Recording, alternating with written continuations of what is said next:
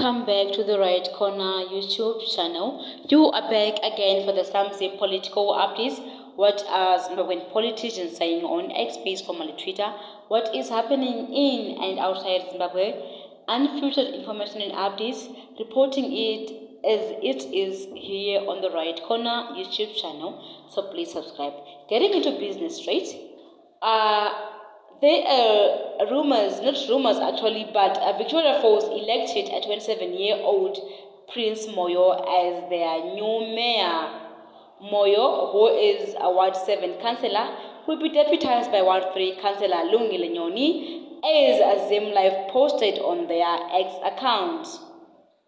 However, Hopewell Chin'ono, the multiple award-winning investigative journalist, take it upon himself to post to Twitter that yes, use under the leadership, but they have to understand the role of councilship. Let's get to see what Hopewell Chin'ono wrote. Hopewell Chin'ono stated that whilst the idea of promoting youth public leadership is great, we have to understand the role of a councillor. Rhodesian cities, which we inherited in 1980, were highly successful because they had a standard in how councillors and mayors were selected, nominated and elected. A councillor was meant to be someone who has been highly successful somewhere in the field of professions. Their success elsewhere was then the culmination of their election in order to contribute their much-needed experience in council for the greater good. People like Ed David Coulthard, Benny Manyenyeni and March Masunda exemplify that philosophy. They had something to give and were not in it for stains, council-led and pediums. Councils has committees of, say, public accounts. You bring a successful chartered account. Engineering, you bring a successful engineer. Health, you bring a successful doctor, and so on. That is how Dr. Timothy Stamps became a councillor before he became Zimbabwe's health minister.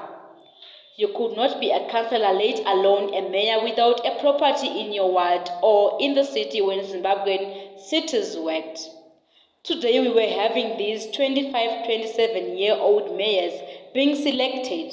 What are they bringing to the table for the cities in which they will run? What experience will they bring? Zimbabwe has been killed by career politicians who know nothing except politics. ZANU-PF removed all the important requirements to being a councillor, and when the opposition took over in 2000, it never made an attempt to rectify that. It rode on it because it was politically convenient. It has sent useless and unqualified people to council, some without even an O-level certificate. When challenged on this issue, the opposition says qualified people don't come. The real question should be, why are you failing to attract them? You cannot expect a serious person to come and put their name into the height with the way and systems both ZANU-PF and CCC elected their representatives. So citizens shouldn't complain when these councillors fail to fight ZANU-PF bureaucrats and fail to deliver. It is because you are sending councillors who are not qualified and some who are imposed by the opposition leadership. They won't be able to navigate their way around critical issues, and ZANU-PF will prevail over them by simply bribing them.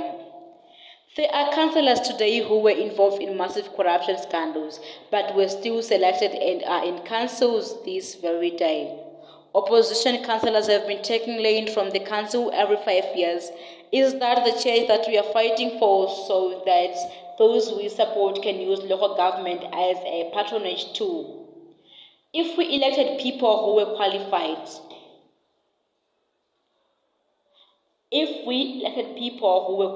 and had been successful elsewhere, they would not need to steal land from the cities. That land must be returned back, otherwise the opposition will be just as bad as another side of ZANU-PF, the only difference being that they loot using different platforms of government. How will a 25 or 27-year-old mayor with no real working experience navigate around running a city and pushing back on ZANU-PF excessive corrupt practices? And how will she or he push back on her or his only party's councillors when they want to take land, as they do every 5 years. Instead of removing these ZANU-PF regulations, they use them to justify looting.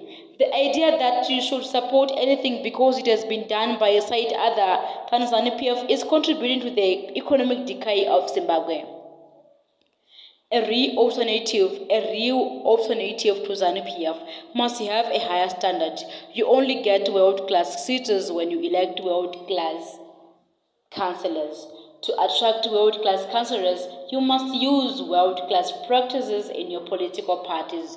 Do you see Dr. Solomon Guramatunu, Strive Masiwa, or Dr. James Manyika standing for selection in Harare with a queue of people behind them?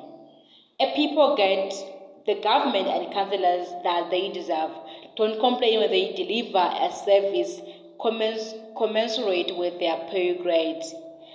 This was Hopewell Chin'ono, and he had tagged our zimlife.com, which has posted that our Victoria Falls elected a 27-year-old Prince Mayor as their new mayor. People were reacting, saying, but the waiter Musirimi Heremaida Kuti Wiwa Junior Aita MP opposition that is above councillor. And he responded saying, so you equate Wiwa Junior, who would have been an MP in a parliament of over 300 people, to a mayor who is in charge of the whole city. Why can't we reason better than this, my brother? What you did is called false equivalence. Someone said, opposition councillors have been taking land from the council every 5 years. Is that the change that we are fighting for, so that those we support can use local government as patronage too? Let's give young people a chance. It's our time now, someone stated. Someone said, the validity of your message is incontestable. I'm just appealing to you to avoid poor English as Befi's a member of the esteemed journalism profession.